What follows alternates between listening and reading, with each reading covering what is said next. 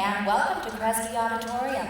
I would like to ask you to please turn off all cell phones and electronic devices now. There is no photography or recording of any kind permitted during this evening's production. Please note that in the show there will be use of strobe lights and abrupt, loud noises.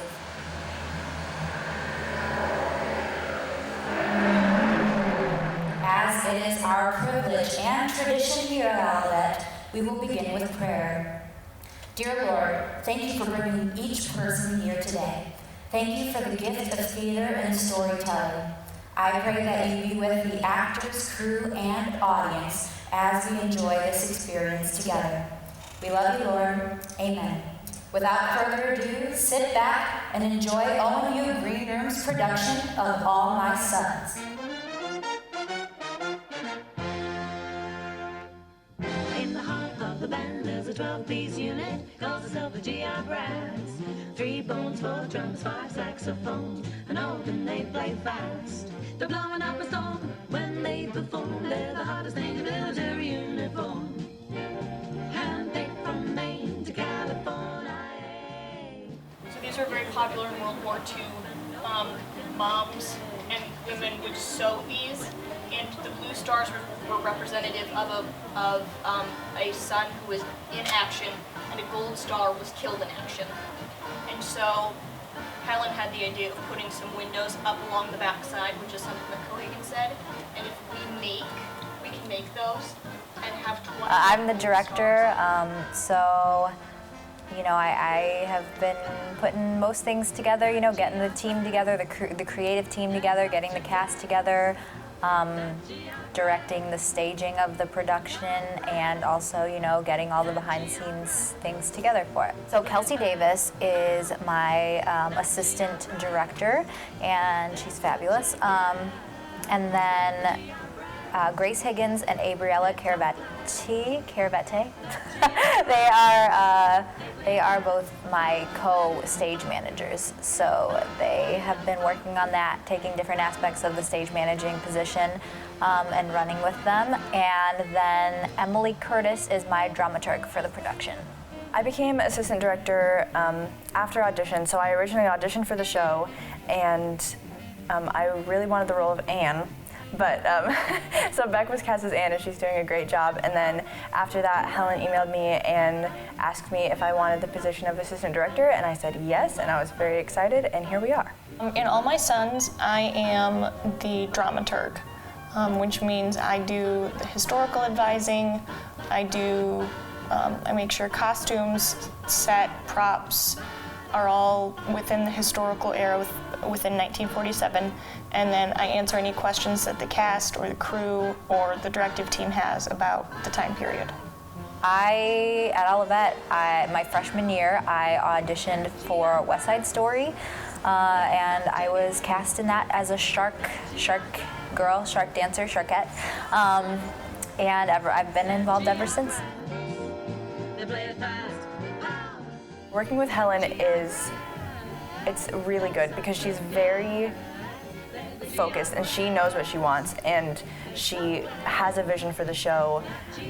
So she's always very clear on what she wants, and it's easy to figure out like what's going on because she's just good at communicating her ideas. And she also just has a lot of theater experience, so she knows what looks good and what's going to work.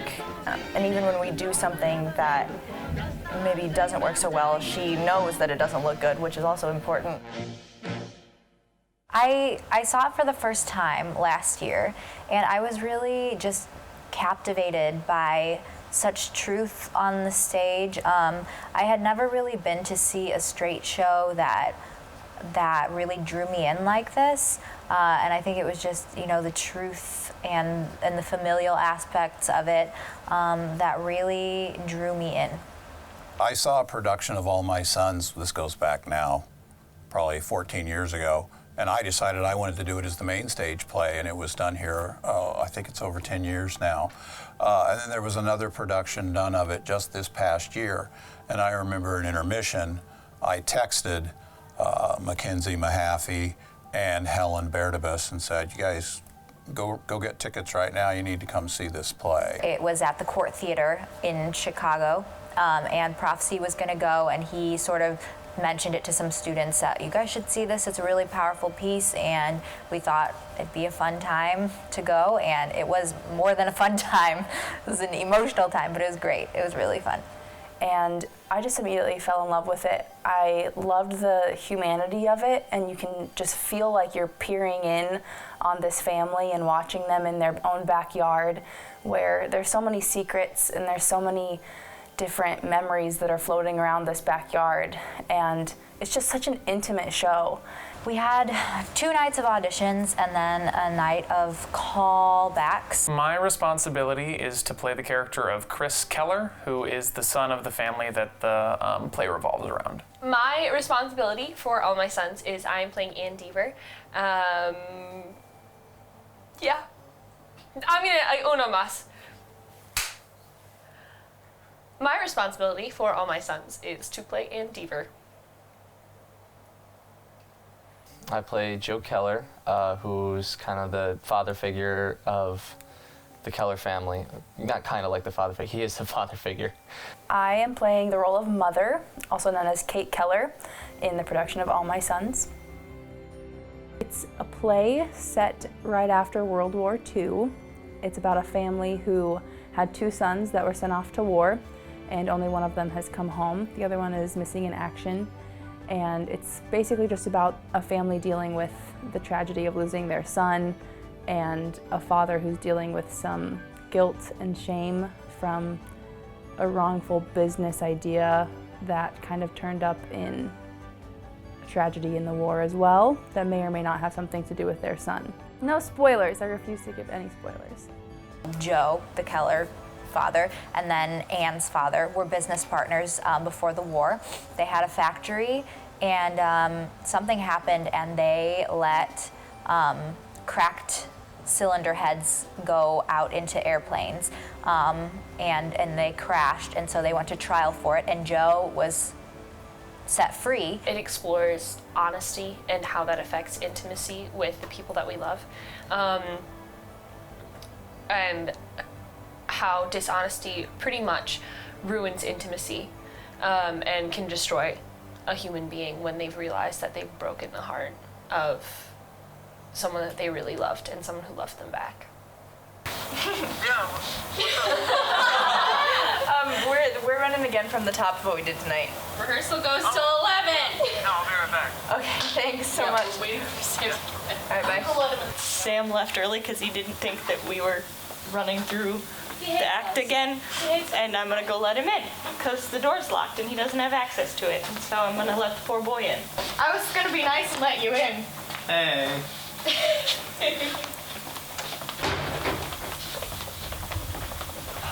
Samantha's back. Hey. Hey. Nice to meet you. I'm garbage.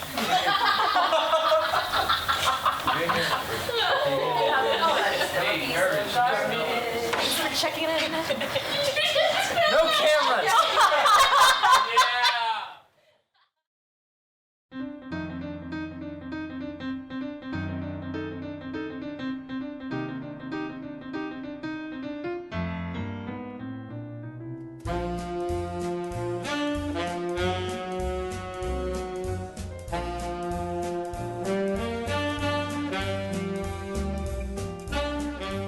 The gym is great because it's bigger, so you sort of get the feel that you are on a stage more than you do in the classroom. So getting used to how that will feel, I think, is important as an actor. We have like a full space where, you know, we've got we can use the full gym, so they can get used to the size the stage will be when we move into Kresge.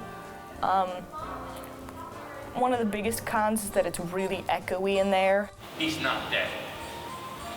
And you have no right to take his girl. It's echoey, the lights make noise, but it's not anything that can't be worked with, and it's almost a plus in some ways because you have to really stress enunciation and projecting, and that's always good. I don't think that we have any real issues yet that have come up. I think right now it's just kind of figuring out the blocking that's happening, and it's kind of like trial and error. So we have to like tell them the blocking, have them do it, and then kind of we're discovering things that don't really work. So we have to kind of do it and then do it again, shift it, try it again, and just like try it different ways. If we had to perform it today, I think we would all be ready, but there's still so much that we can always improve on. So I'm glad that we don't have to perform it today, but we do still have a ways to go, but not much. We're getting close there. It's really coming together. Helen's doing a fabulous job. I got to sit in on one of the rehearsals, and the show is looking so wonderful, and I was so moved by it. It's such a compelling story. And Helen works well with her peers, and she creates an atmosphere where they feel comfortable trying things. And I think you got to have a sense of playfulness in that aspect when you come to a play. I think Helen is a successful director because she's not afraid to let us take our own life experiences and our own personalities and throw them into the story and throw them into our characters. Helen's awesome. I actually went to high school with Helen, and the first show that I was in with her was Annie, and she played Miss Hannigan, and she was amazing at it. I was all like, wow, she's super talented, and I wish I could be that talented and do stuff like that. Helen is so talented. She makes me like, I get nervous. She's like so comfortable in herself, and she seems like a professor already because she's just put together. And maybe that's just what she portrays. I bet she's a human being. Baylor Case is playing the child in the show. He's from Kankakee. His dad is actually Stephen Case. He works at Olivet. He's a professor here.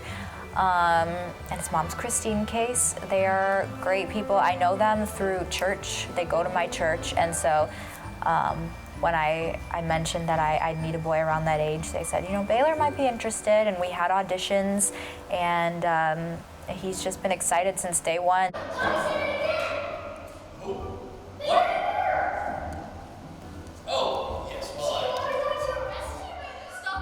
He's always been intrigued by the show and by the process, and he always has a lot of energy to bring, and he's really enjoyed getting to know the cast.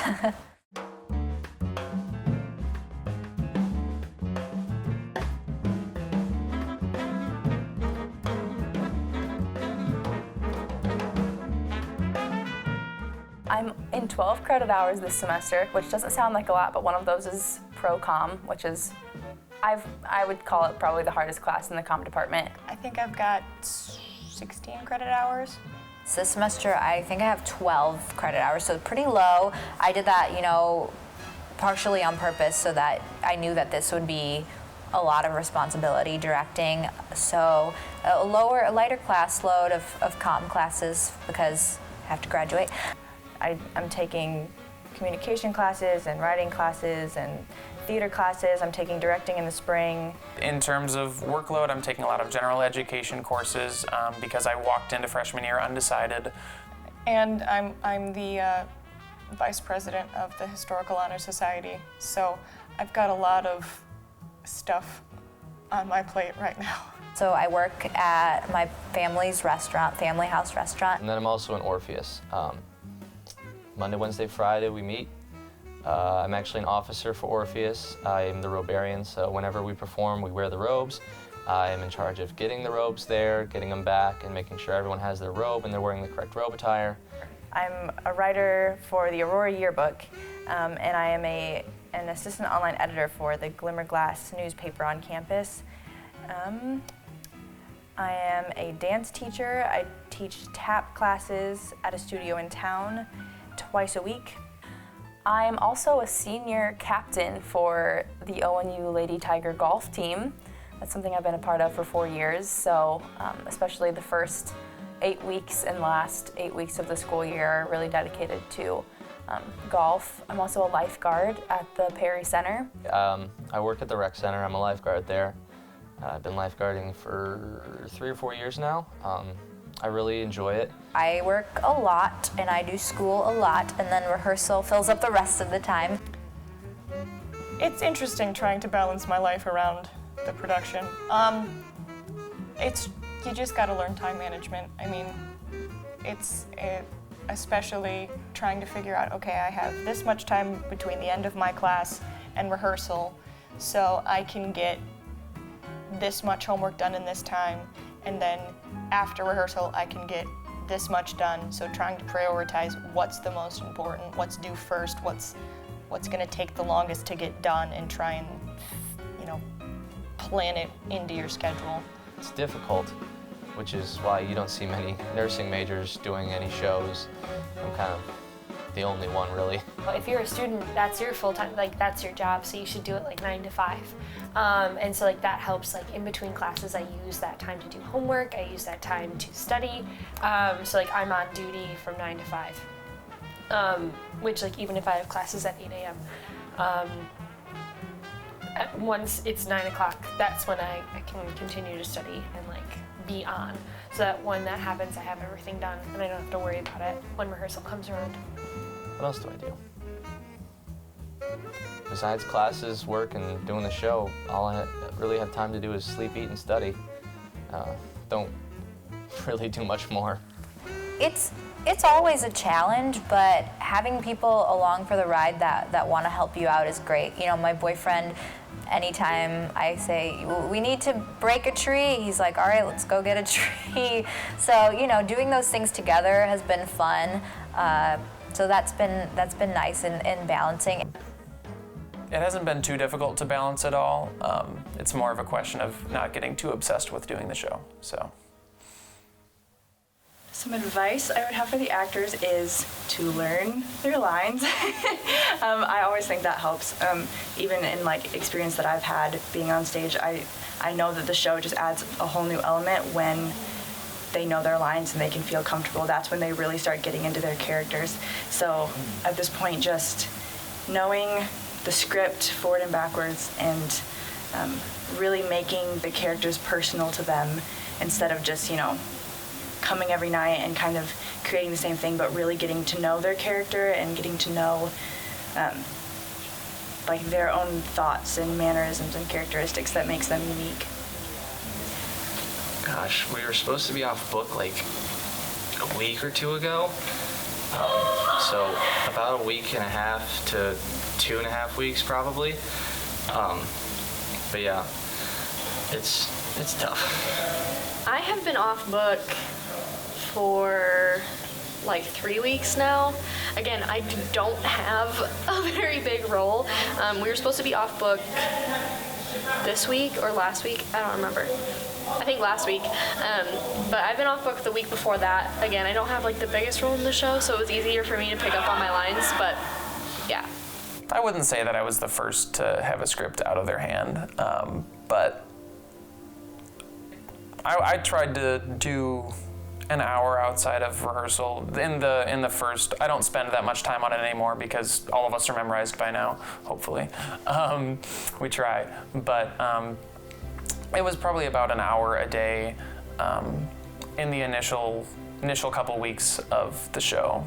And not just for the sake of memorization, just to understand all the characters and all of their motivations and how that works into the show as a whole. Just comes with time. So before practice today, we were asked by Helen a couple days ago to bring in an item that could serve as a sort of just a reminder piece for our character, and it's just supposed to be an item that your character has a story or a memory with it that can be kind of a reminder to them, either in their pocket or something they wear during the show, that can help you kind of trigger some emotion and some memory about your character's past. And it's just kind of a way for you to relate to your character and tie in the kind of mechanics of acting and what you're doing to kind of a more emotional, personal side of who you are as a person and your character. So this summer, some of us took a course called Meisner, and we all brought our own personal items to that, just to sort of open up and talk about like how we feel. So we brought personal item to rehearsal, and those were each actor's personal item, so that they could get a feel for what that object brought to them emotionally and could do for them throughout the show. They all brought trinkets or personal items of their characters, so they made something up. And sometimes it's just helpful to have something tangible and to think more about your life as that character and what they've went through and what they would have and what that means to them. And that just adds another layer to their acting. And so yeah, each person brought in their personal item, and before rehearsal we sort of shared it just so we could all have a better understanding of one another and where we were coming from. And then we did the show with those items, and them keeping them on them. And most of them from now on will still have those items with them. I brought in a pin that you would use to promote someone in the Army that you would put on their collar. Chris, my character, used to be in the Army. I brought it in to represent that he was going to promote somebody, but the battle was the next day, and he died, and he was never able to, and it served as a reminder that he never got to thank some of those guys. My item is an old picture that I found at an antique store, actually just here in Kankakee, and it's a picture of a little boy playing with some dirt on a sidewalk that I have decided is Larry. It's a picture that Kate keeps with her in her little apron pocket, or in her pocket of her dress, or in her nightgown, wherever she goes. She has a picture of Larry when he was a little boy with her, just because Larry is always in her mind. There's nothing that anyone can say that doesn't make her think of Larry. He's always there, even when he's left everyone else's mind. He's always with Kate, and she'll never forget him, even when everyone else does. So the entire cast is here, and they are all getting into costume with hair and makeup, and it's sort of, a trial, so we can get all of those things taken care of. But we also have a photographer here to take some pictures of them, just to use as kind of promo, and I thought it'd just be a fun time for everyone to get together. And then after the photos, we have Samantha Shepard coming with her lovely boyfriend around 10 o'clock, and she is going to teach my cast a swing dance. So it's going to be a fun night. I kind of pull her out, okay, good pose position right here. Okay, and then you pull her back in, and you high five in the middle. Push her back out. Same direction. Doing it wrong. Pull her back in, let go with your right hand, grab her other hand, switch sides. Out, back in, high five.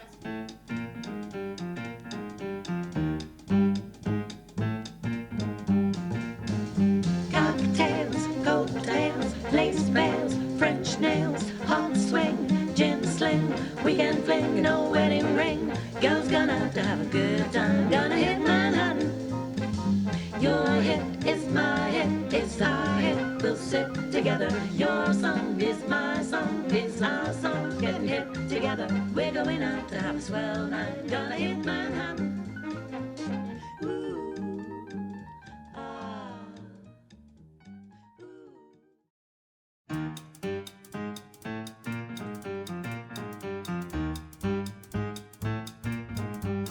I'm excited. We have a show. And I always get excited when we get to this point in show week, because all of the pieces that you've seen throughout are finally coming together with the costumes, with the set, with all of the characters and the actors. It just comes together really well. And now watching it, I'm noticing that there's things that have been added now that we're on stage that I'm like, oh, that's really cool. And it's all these ideas that I see Helen has created and put together.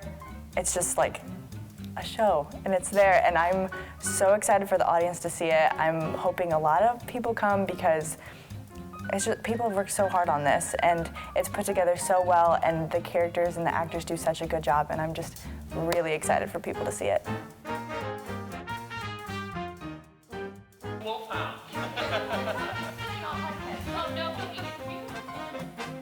Tonight has gone a lot better than the past two nights. It just keeps getting better. Obviously with Tech Week, it's rough the first night, and then it just gets a little easier.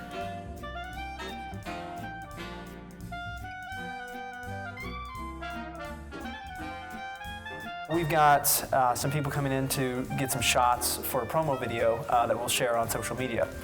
So very exciting stuff. It always turns out really well. Always gives a nice little teaser as to what people can expect to see from the show.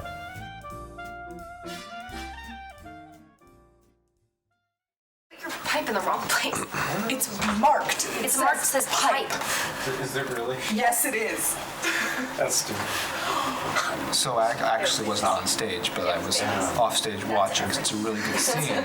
And there's this really expensive newspaper that's only made for the show that Helen got. And it was on the table where they also had this grape juice that was sitting there. And Austin's like, he's getting revved up and he's like, I've had enough! And he bangs his hand down and just the grape Kool-Aid just spills all over the table. Well, at least that's what it looked like from where I was standing. It didn't look too messy over there, but it got on the expensive newspaper, and so Nathan just kind of moved it over to the side, and then Helen and I think it was Emily, they rushed on stage and got off. And hopefully it's fixed now, I don't know, but it was pretty scary at the time. It brings it all hell. Well, you know what he's got to do now. You'll tell him. I won't let him go. You'll tell him. I will. Read it. No, Chris and Larry. No. Joe, Larry, don't go to why did you say Larry? What is that? Please, no, please, no, Chris. My dear Anne, are you listening? He wrote this the day that he died. How could he have done that? Listen. Cry.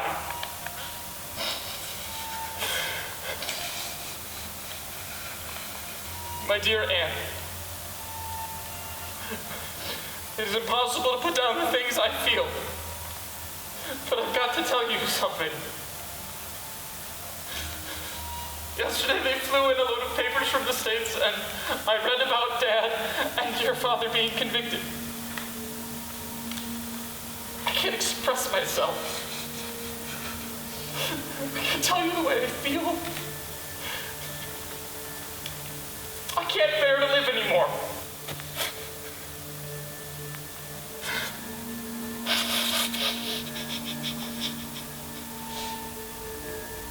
I'm taking him. It's up to you. If you tell him to stay, he'll stay. You just go and tell him. Are you trying to kill him? How long will he live? I thought that you read that letter. The war is over. Didn't you hear it's over? Well, then what was Larry to you? A stone that fell in the water? It is not enough for him to be sorry. Larry didn't kill himself to make you again sorry. What more can we be? You could be better. Because once and for all, now you know that there is a universe of people outside, and we are responsible to it. And unless you understand that, you threw away your son. Because that's why he died. It was really good, very powerful, very moving. I could tell that each person put 110% to the characters that they developed, and there's just so much emotion, and I could feel the pain that each character went through as we progressed through the story, and it was just overall very impressive. My favorite part was probably, it sounds really weird, but when they were yelling at each other, just because none of them broke character once, which is really hard to do in those scenes because it's so awkward to be screaming at people that you know. So that was really cool that they were all able to stay in character and really show their emotions through that. It was really, really good. The ending blew me away, if I might use that term. It also made me feel a lot of emotions and almost made me cry. My favorite part about it was the humanity. I mean, the dad literally used the word "see it human" in the first act, and the essence of trying to fill the void of loss and then breaking things further because of that is easily seen in this. I actually really hated it. It made me really emotional. I had to hold him in his hand through half of it. good. Like, the characters were great. It went really well. I think our best performance was probably today at 2. The audience was really great. And just everyone I've talked to so far has really, they've come out of it saying really, really good things. What is left to do tonight? We have a strike list. So we are going to be pulling down the entire porch. We're going to be pulling down all the risers, all the seats, taking down all the pieces of the basement and putting them away until they need them for another show. Which is kind of sad. GI Brass. They play it fast in the heart of the band. There's a 12-piece unit called Silver GI Brass. 3 bones, gold trumpets, love saxophones, and oh, can they play fast. They're going off the storm whenever they perform.